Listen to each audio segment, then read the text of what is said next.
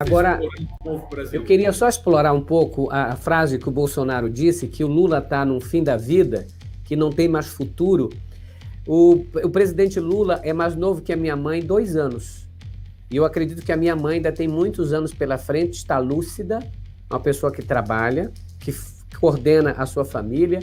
E falar desse tom, a gente vê o desprezo que ele tem pelas pessoas de terceira idade, pelas pessoas, como, por exemplo, as pessoas que morreram de Covid, que ele dizia já estavam na beira da morte e tinham que morrer. Então são palavras de um presidente inconsequente, de um camarada que fala merda o tempo todo, que quando abre a sua boca, eu falei aqui no Critica Brasil, que tem o rei Midas, que onde tocava virava ouro, o Bolsonaro é o rei merdas. Aonde ele toca vira bosta. Então, para ele falar uma coisa dessa, eu desprezo pela experiência das pessoas e inveja do presidente Lula, porque quando ele apareceu com a Janja, o que o Bolsonaro ficou doido na coxa do Lula foi algo terrível.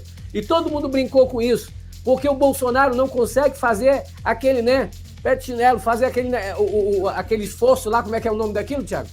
Que ele faz assim? Flexão do solo, é aquela flexão. Não consegue ele fazer assim, olha, 1, 2, 3, 4. Ele tá pra bater as botas. Um dia desse, ele é tão vulgar e tão broxa, talvez, que um dia desse ele acho que deu uma com a Michelle, que falou isso, ao vivo pra todo mundo. Disse, olha aí, hoje um bom dia pra vocês, menos pra Michelle, que eu já dei um bom dia com ela bacana hoje aí. Até que enfim. Vocês viram a palhaçada? Então um homem desse ter coragem de dizer isso é despeito, é inveja. Ele morre de inveja minha. O Bolsonaro foi lá para Israel plantar a plantinha dele, ficou de olho na minha, companheiro. Então isso aí é inveja que o Bolsonaro tem do Lula. Tem uma coisa sobre isso, um adendo só, uma coisa sobre isso. A extrema-direita usa essa estratégia de falar da idade dos adversários, também usaram na eleição dos Estados Unidos. Uma das coisas que o Donald Trump explorava contra o Biden era a idade dele e falavam que ele era senil. Inclusive tem pesquisa até hoje, que saiu nessa semana, saiu uma pesquisa nos Estados Unidos, e 30% da população acha que o Joe Biden não bate bem.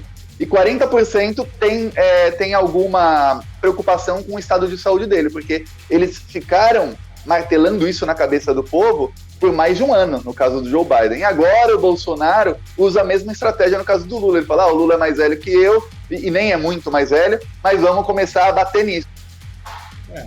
Olha só, é difícil para ele falar, não, o Lula é mais velho, o Lula tá velho, porque o Lula tem um vigor físico maior que o do Bolsonaro. Uhum.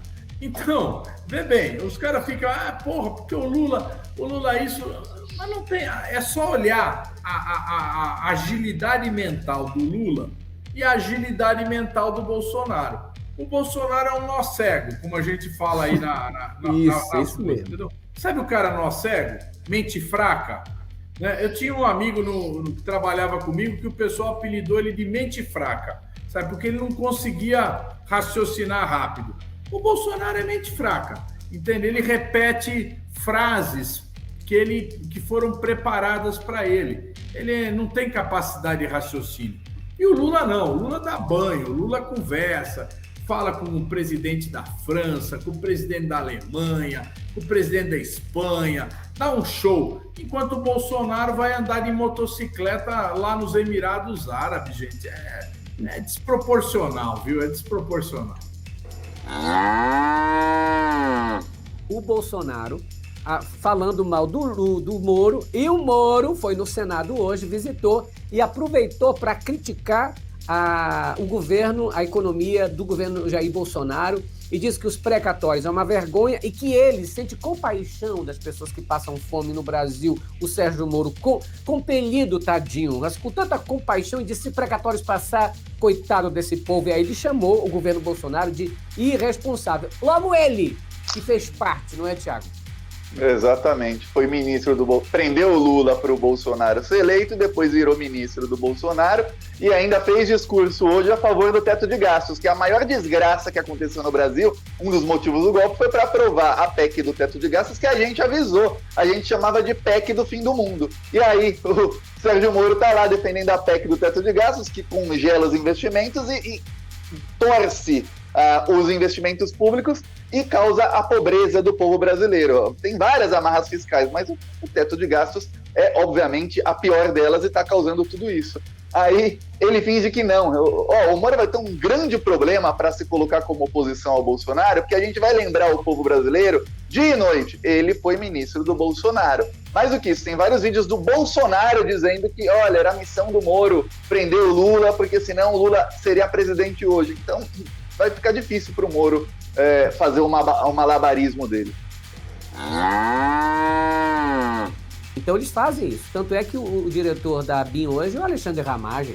E eu estava assistindo um vídeo teu que você dizia assim, ele foi, ou seja, foi um irresponsável, porque deixou a facada, mas foi promovido, não é não? Eu vi esse vídeo seu, você lembra disso? Sim. Ele era o chefe lá da segurança do Bolsonaro, foi promovido, ia ser promovido a chefe da Polícia Federal. O Alexandre de Moraes não deixou, ele ganhou o cargo na ABIN. E a esposa do Ramagem me processou faz um tempo, foi um processo que a gente teve e a gente ganhou dela. Para você ver, o Ramagem sabe quem eu sou, processou. Agora, o Bolsonaro está com uma briga com a Globo. Hoje ele deu outra bravata, né, para o cercadinho dele, disse o seguinte, ameaçando não renovar a concessão da Globo. Como que você vê essa situação do Bolsonaro e as mídias, a imprensa, de um modo em geral? Ele ataca a Globo, mas ele faz favor para a Igreja Universal através do Marcelo Crivella, aquela imbróglio todo lá da África do Sul. Como é que você vê isso? A Globo plantou ódio, plantou muito ódio, aí foi regando com fascismo, aí brotou o Bolsonaro, agora eles estão colhendo o que plantaram. Só que, infelizmente, nesse caso, porque nessa briga, eu torço para a briga, essa fogueira a gente apaga com galões de gasolina.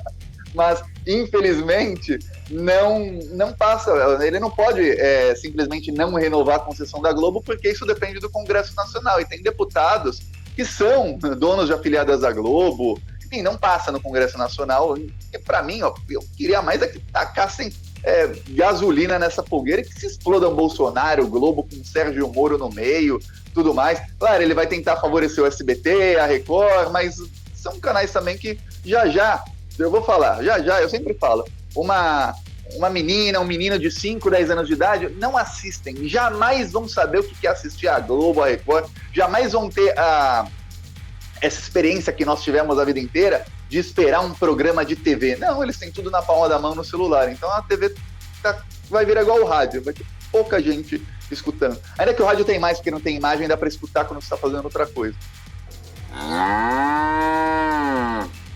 E a gente viu que, de uns meses para cá, a maior reclamação do povo era o preço do gás. Então nós apresentamos um projeto para subsidiar o gás. A culpa do aumento do gás, do aumento da gasolina, do óleo diesel, é do governo Bolsonaro e do governo Temer também, que eles começaram com essa política de paridade de preços internacional. Ou seja, o preço que é cobrado lá nos Estados Unidos é pago aqui no Brasil em dólar. E isso fez com que a gasolina chegasse a R$7, o óleo diesel explodisse de preço, o botijão de gás também. Então nós apresentamos esse projeto. E aí a gente articulou dentro da Câmara dos Deputados uma articulação política e conseguimos aprovar esse projeto por unanimidade. Foi para o Senado, nós corremos para o Senado, articulamos unanimidade. Bom, aí foi para o Bolsonaro fazer a sanção ou veto. E aí, evidentemente, os conselheiros dele, que tem um pouquinho mais de cabeça, falaram, olha, se você vetar, porque ele falou, esse projeto é do Zaratini, se é do Zaratini é do PT, então vamos vetar. Aí os conselheiros falaram, se você vetar, você vai contra a maioria do povo que quer gás mais barato. Então é melhor você sancionar. E isso acabou levando então à sanção. Agora, o que acontece? Tem mais duas dificuldades aí. Primeiro, o programa tem que começar a ser implantado este ano de 2021, porque a lei não permite que no ano de eleições seja iniciado um programa de transferência de renda, um programa social. Então, eles têm que correr para implantar o programa esse ano.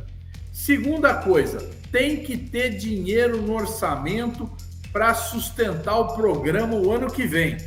E aí, Tiago, é que vai mexer Vai mexer as coisas. Sabe por quê? Porque existe o teto de gastos. Sim. O teto de gastos, agora eles já arrebentaram o teto. Eles querem aprovar a PEC dos precatórios, que sobe o teto, tira os precatórios e sobra, lá no fim das contas, mais ou menos 21 bilhões de reais. Tiago, sabe o que eles querem fazer com os 21 bilhões? Dá em emenda. Emendas! Emendas de relator. Bolsolão. A RP9, a emenda do orçamento secreto. E aí, o que nós vamos mostrar? Opa, vocês vão ter que pôr dinheiro no auxílio gás. Vai dar? Vamos lutar para isso. Bom, Vamos pressionar. Eu vou defender. Conte conosco na pressão para que coloquem 7 bilhões no orçamento do ano que vem para o Vale Gás.